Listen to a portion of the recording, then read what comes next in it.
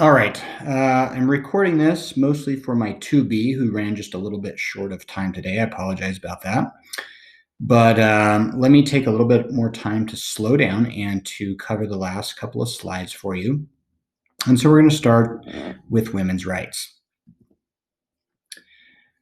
Now, at the beginning of the 1800s, we talked about this idea of Republican motherhood and how mothers, even though they didn't, gain the right to vote, or they didn't gain a lot in terms of rights during the spirit of '76 as a result of the Enlightenment ideals, we did talk about Republican motherhood in terms of their mothers' roles in raising just and moral, ethical, civic leaders. People that would vote, and it was, seen as a kind of a social status thing that women would be responsible for doing this. So I'm going to link that to this idea of the cult of domesticity, which is not the same thing by any means, but kind of loosely related in the fact of, women not gaining a whole lot of rights or anything, but the kind of looking at their role in a way that gives them status. And so I'm mostly talking about middle class women when I talk about the cult of domesticity, to a lesser degree, upper class women, and really not, we're not really talking about lower class women. But as the Industrial Revolution starts to generate, economic growth, we're going to see over the next 50 to 100-year period the development of a fairly large middle class of Americans. And it was seen as kind of a pride and social standing thing if the man made enough that the women didn't have to work. And so this would be something that we would see as time goes on, where women are, largely spending time at home. And so some of the women felt very isolated. Some of them felt like they were on an island by themselves every day. But some women, like Catherine Beecher, she wrote a book, and in that book, she talked about how women should embrace this role of being the kind of the domestic head of the household. That it was the job or the role of the woman to kind of rein in the boys. The husbands can be a little bit wild, and it's the job of the wife to kind of rein him in. It's the job of the mom to raise, again, civic, virtuous kids. It's where I kind of link it with Republican motherhood. But really, more than anything, what sets that apart from Republican motherhood is this idea that the woman is the head of the household, whereas the man is the breadwinner. Inside the household, the woman is kind of the moral leader. Runs the household, cooks the food, cleans the house, makes sure that the husband is taken care of and like less stressed out towards the end of the day in terms of what they've dealt with at work. And so the woman and the cult of domesticity has a pretty good sized role in terms of American society. And like I said, some of the women embraced it, but others we're going to see kind of rebel against this. And that's what brings us to the women's rights movement. Okay, now, besides a revolt against the cult of domesticity, we have the Second Great Awakening. And remember that the Second Great Awakening was this religious revival that asked people to kind of look inwards and to see how could they make themselves better, how could they make society better, what kind of evils of society could they cure. And so people like Charles Grandison Finney was noted for talking about the evils of alcohol abuse and of slavery. And remember that the Second Great Awakening, to a large degree on the frontier, was made up of women. And so, this is something that women really took to heart.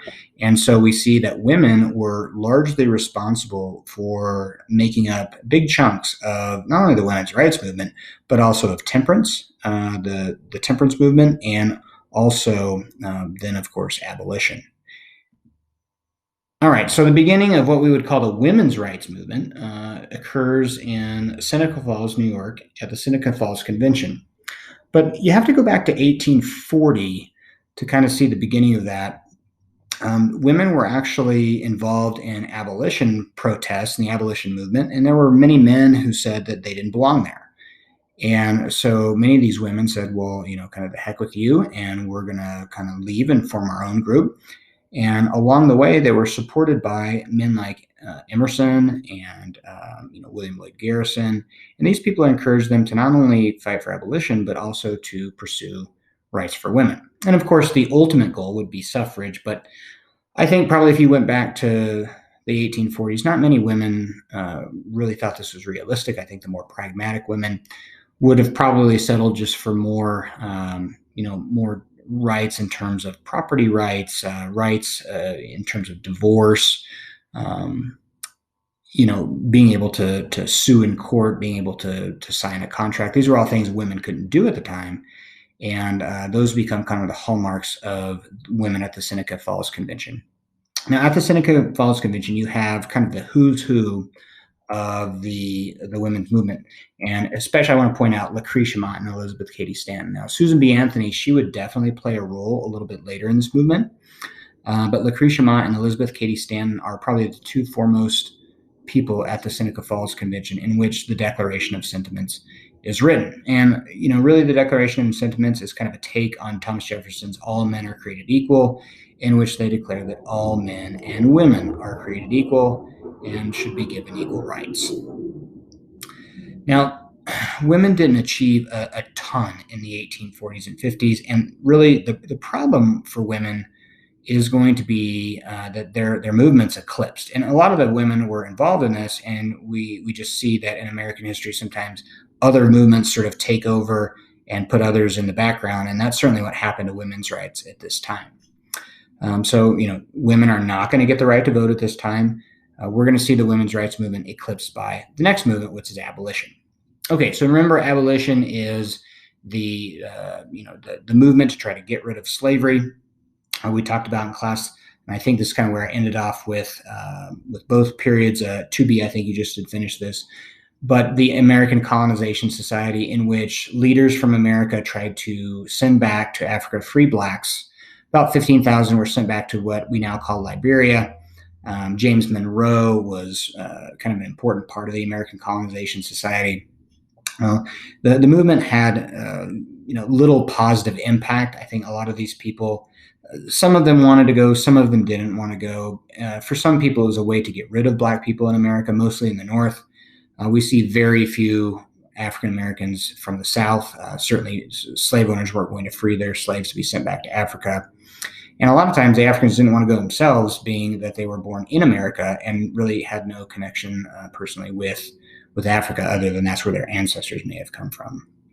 So kind of marginal success. One success that we see in the 1840s is the Amistad case. Talked about in class how you had Africans that were enslaved on a ship called the Amistad. They were trying to hijack the ship. They hijacked the ship so they could get to freedom. They were caught by the U.S. Coast Guard. People like John Quincy Adams helped to sue for their freedom. It makes its way all up to the Supreme Court, and eventually these slaves were free. So that's one of the there's a few successes, but that's one of the successes of the abolition movement. Okay, major leaders that you need to know for abolition. The first one's this guy, and I think, almost more than anybody, this guy was the most passionate. This guy was the most radical. Even though he's a Quaker and he doesn't believe in violence per se, he is what we call an immediate abolitionist, whereas some people tended to be moderates, what we call gradual abolitionists. William Lloyd Garrison was the leader of the radical movement. Hey, we need to do away with slavery like right now. And so to that end, he wrote a radical newspaper called The Liberator that promoted this idea of immediate emancipation. He connected very well with people like Frederick Douglass, Elijah Lovejoy, some of the other leaders, Wendell Holmes, in the abolition movement. He also helped to create one of the biggest anti-slavery societies in the country at the time, the American Anti-Slavery Society. And they worked to help Africans get free from the South. They helped to coordinate things like the Underground Railroad, and they were crucial in trying to push through any kind of legislation they could in the state level to help African Americans, or anything they could do to try to persuade resistance to slavery in the South. Okay, a couple other people you probably should know. Sojourner Truth, Probably my favorite reading from her is Ain't I a Woman? So, in your reading, make sure that you cover a little bit about Sojourner Truth. She not only was an abolitionist, but also fought for women's rights as well. Okay, probably the most important African American abolitionist that you need to know is Frederick Douglass. He was just an amazing orator, great speaker, huge man, very imposing figure, highly educated. He was a slave at one point in his life. He was so elegant that he went to Britain. He escaped from slavery in Maryland. He went on speaking tours in Europe and mainly in Britain. People gave him money that he was able to save, comes back to America, and ends up buying his freedom. And so he became a free slave who mostly spent his time in the North, speaking to abolitionist groups and fighting for the cause of abolition. Okay, Harriet Beecher Stowe. Even though Harriet Beecher Stowe, she wrote this fictional book called Uncle Tom's Cabin. If you've never heard of it, even though it's a fictional book, what is important about it is that it's historically accurate in terms of a lot of the situations, the possible ways that people would be treated. And more than anything, what it does is it really upsets the South. It portrays the Southern slave owners as these animals, and we have to recognize that not every slave owner was an animal. But what we do also need to look at is the fact that, slavery was this awful thing. These people were kept in subjugation, and Harriet Beecher Stowe really brought light to the world of some of the evil practices that went on. This book causes an amazing amount of sectionalism between the North and the South. It's widely read. Over 300,000 people read it. European leaders read it. I mean, Abraham Lincoln had read it. He was quoted as saying to Harriet Beecher Stowe, during the Civil War when he met her, said, "Oh, so you're the little lady that started the war." So, even though, like I said, this is a fictional book, it created a lot of impassioned responses on both sides of the abolition movement, abolition and anti-abolition. All right, and then the last person you'll need to know is Wendell Phillips. He's kind of seen as this great speaker and orator. He was so eloquent that people called him the golden trumpet of abolition. And I don't know how much you need to know beyond that.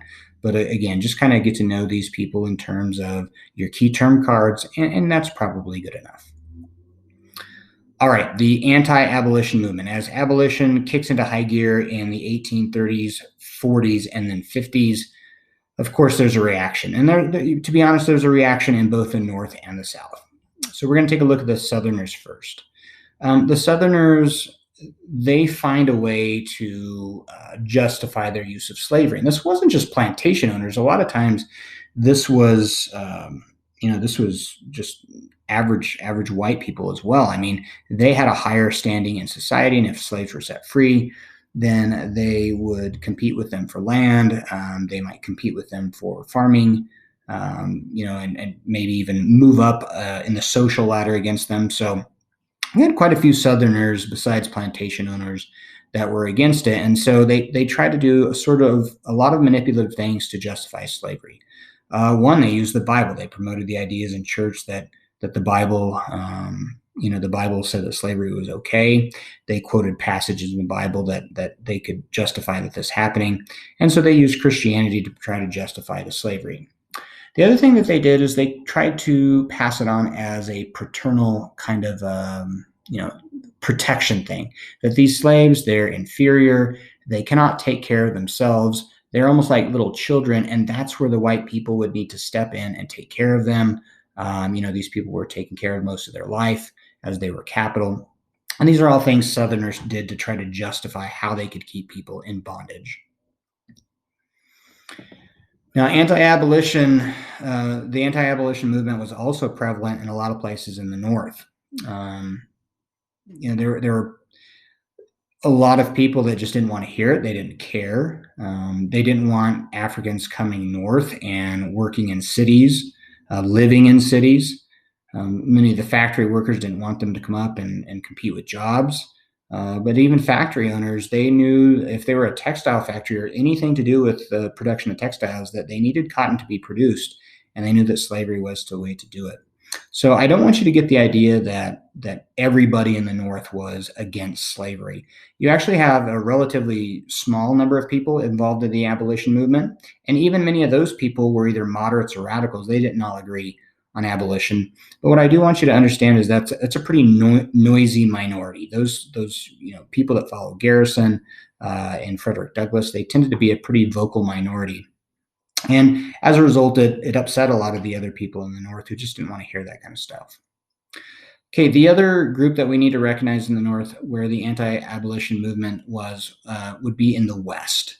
And so these places in the Northwest Territory we'll eventually see in places like Nebraska and Kansas, where you have these people called free soilers, and they're definitely not abolitionists.